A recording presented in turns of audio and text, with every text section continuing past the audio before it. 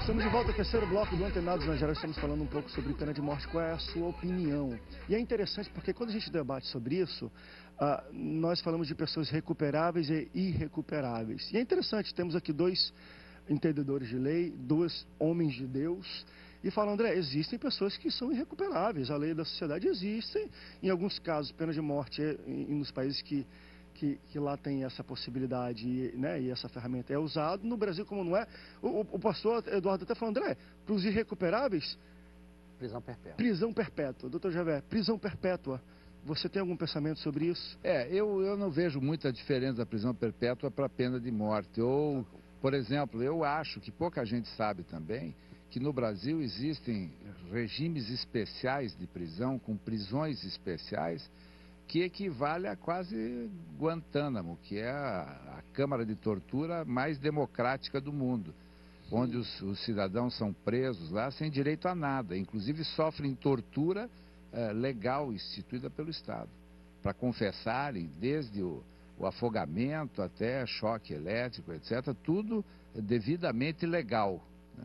Porque o entendimento é o seguinte, para a proteção do bem maior, permite que desproteja o bem menor. Então, se o Estado está em risco, através do terrorismo ou de ações que visem dizimar grande população, é legítimo, entendem os juristas americanos, que determinadas práticas para se obter a verdade ou a delação não premiada, ao contrário, a delação punida, né? Como ela deve ser, né? Permite-se até alguns instrumentos de coerção pesado, como a tortura. Mas aqui nós não vamos falar nisso e nós somos totalmente contra qualquer tipo de tortura, inclusive essa legal. Eu, pessoalmente, como um cristão, como um advogado, como um homem liberal, eu sou contra qualquer tipo de prática de tortura, que iniba a defesa do homem, que tem que ser até permitida no sentido do Estado quando executa mesmo. É permitida a defesa, a apresentação de todos os recursos, etc. Eu queria falar um pouquinho sobre o processo da formação das leis. O fato social sempre precede a lei. Então, e é por isso que às vezes as pessoas dizem, vai ver, cara, não tem lei que iniba isso. A lei nunca vem antes do reclamo social. Então a sociedade começa a determinadas práticas, começa uma certa inquietação e o legislador vem e legisla. Essa lei prevalece. E ela vem regrar e limitar atitudes humanas, atitudes comuns. E ela é uma lei tão mais justa quanto ela reflita a sociedade da época que ela foi instituída.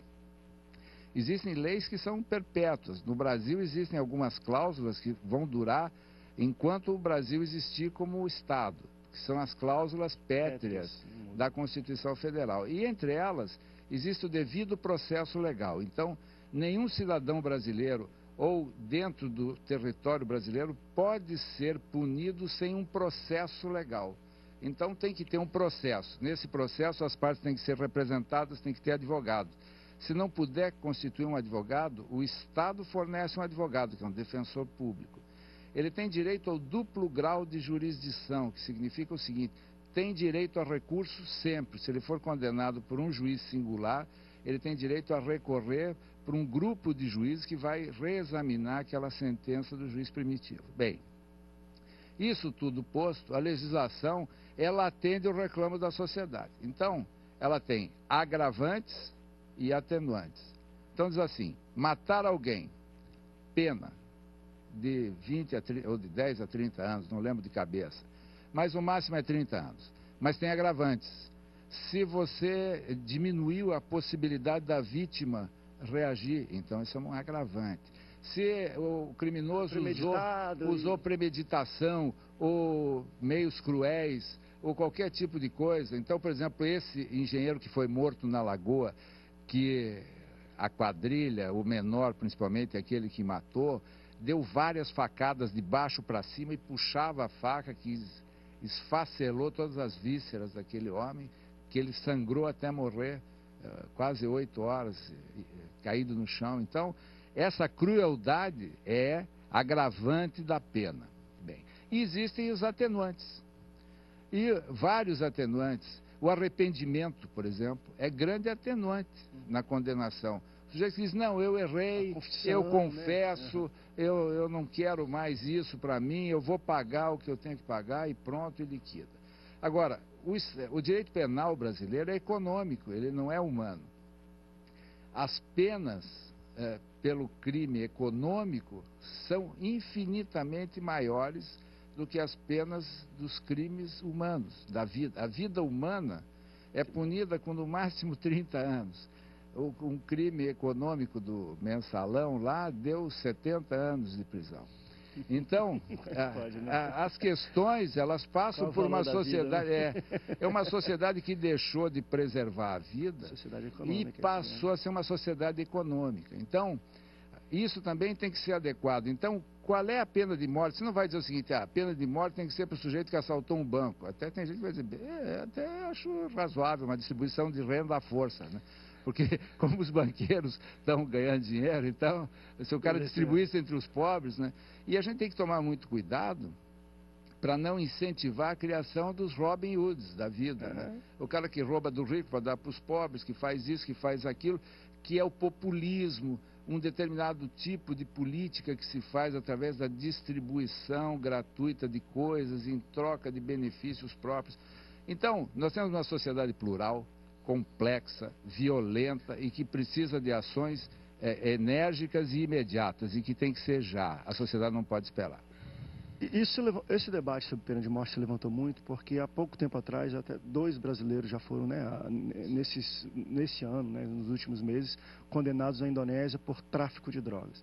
Na ocasião, enfim, a presidenta e os legisladores daqui acharam interessante fazer nota de repúdio, retirar os embaixadores, os diplomatas e não ter nenhum tipo de relação como forma de protesto a isso. E não é o Brasil só que fez isso, vários países estão fazendo isso porque seus nacionais estão sendo executados por questão do tráfico de drogas. Inclusive, que é um debate muito interessante, um americano e o Barack Obama fez a mesma coisa e tirou e até foi além, né? Você viu, na internet teve um pouco de bafafá, não sei se foi muita coisa oficial de algum tipo de olha, se você fizer isso nós vamos botar tropas e tudo, até de ameaça neste sentido.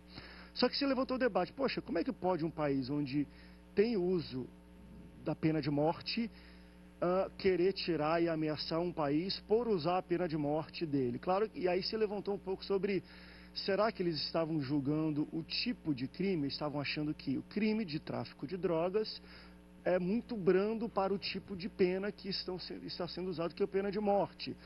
E aí foi até interessante, que é uma coisa que eu não sabia, acho que é um nível interessante da gente esclarecer o povo, é que a maneira do julgamento pela qual está sendo levado e decorrido o julgamento, que é um pouco também complicado, eu não sei se é também por causa disso que os presidentes e representantes dos outros países estão contra a Indonésia. Porque eu vi aqui de alguns legisladores e deputados e tudo até falando isso. É um absurdo tráfico de drogas da pena de morte. Ou seja, a nossa visão hoje, de tanto que tem aqui no Brasil, a nossa visão do tráfico é uma visão que todo mundo faz. Como é que vai matar um cara por algo que todo mundo faz? Só que a gente tem que entender, se for justamente só nessa ótica, eu dou razão para a Indonésia.